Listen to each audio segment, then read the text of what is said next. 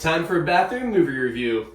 Ladies and gentlemen, the biggest anime movie of the year and possibly of all time is out, and it slays. Oh, it slays. Demons, in fact. That's right, Demon Slayer Kimetsu no Yaiba Infinity Castle Part 1 is out. But that's a lot to swallow. So I'm just gonna say Demon Slayer Infinity Castle Part 1. This film is the first in a 3-part trilogy of movies that's a sequel to the Demon Slayer series. It follows Tanjiro, Zenitsu, Inosuke, and the Hashira as they are going up against Lord Muzan, the king of all demons. And the films are gonna be set primarily in the Infinity Castle, the home of Muzan and where he keeps all his tens of thousands and possibly more demons. Let's just jump right into it, guys. Here's what I liked about this film. Something I love about Demon Slayer is they've always just had ridiculous humor, and it even calls itself out. I remember in the older movie Demon Slayer Mugen Train, there's a part where one of the Hashira's head gets really big as it's talking to Tanjiro, just like silly animation style, and Tanjiro literally says, "Why is your head getting so big?" "We don't know, Tanjiro. That's just anime." And they have some of that in this film, though it is a lot more rare as this is leading up to the finale of the series. So there's a lot more serious moments, but you still get those silly parts that just make you so funny. Another point I love is the serious moments. Specifically the backstory of demons. So you have these awful demons that are evil, they kill humans, they don't really seem to care. But whenever they're starting to get defeated, or meet Tanjiro it seems, it goes into their backstory and you start to see the trauma they went through, the hardships, which usually led to them becoming demons. And I'm not saying it excuses the merciless killing of thousands of humans, because it doesn't. But I love that they go deeper. They're not just, I'm a demon and I'm bad because that's what I am. They show the humanity they once had. And at times, it almost brings a tear to your eye. For those of you watching, out of the whole Demon Slayer series so far, what's been your favorite backstory for a demon? Or one that it made your heart break a little and you actually felt for the demon?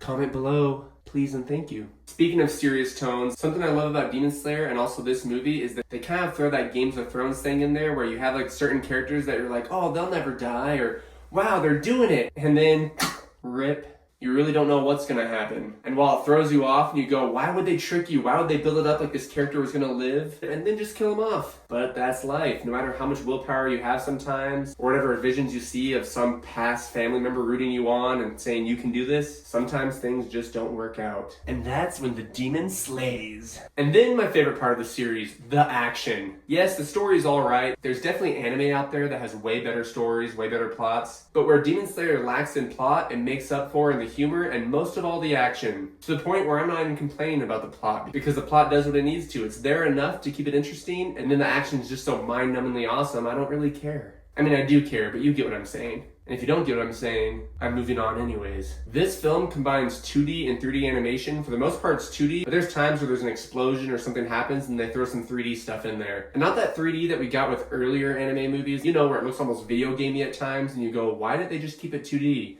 But in this one, it looks great. And I don't know about you guys, but I'm such a moviegoer, I get adrenaline rushes in the theater. You know, where just like, yes! And then you're bouncing up and down. The first Transformers did that for me, some of the Avengers movies, Top Gun Maverick, and now Demon Slayer. Specifically one fight, but I won't spoil that. One of my favorite demons returns and plays a big part in this film, and that is Akaza. I think that's how you say his name. But there were so many different emotions I felt during the Akaza fight. You'll just have to see it for yourself. To give you an idea of how successful this movie is, it made $300 million or so, which is huge for an anime film, let alone a rated R film. Combine those together, they usually wouldn't perform too well. But it has now made $386 million after being released in the US this past week. Demon Slayer Mugen Train, which released I think 3 years ago, was the biggest anime movie in history, I'm pretty sure, with a little over $500 million. And I wouldn't be surprised if Infinity Castle Part 1 beats that. The rough part is, we have to wait until 2027 for Infinity Castle Part 2. Oh! But on the good side, it's because the budget is so large and they're focusing so much on animation that they want to give us the perfect movie. So I guess I can be patient. And Part 3 won't come out till 2029. A little hard to swallow, but I believe it will be worth it. To all my fans, thanks for watching. And to those new viewers, if you ever use the restroom and you love nerding out about movies, please come back for more of both. Where are you, little demons? I've come to slay you.